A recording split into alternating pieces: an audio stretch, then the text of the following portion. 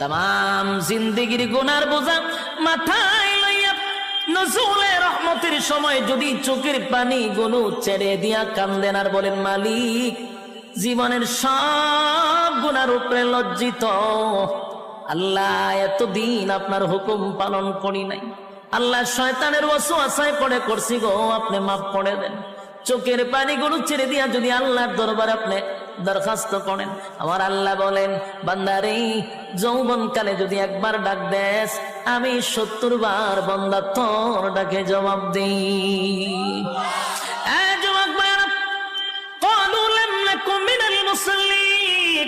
যারা দুনিয়ার জমিনে মুসল্লি ছিল না তারাই তো জাহান্নামী,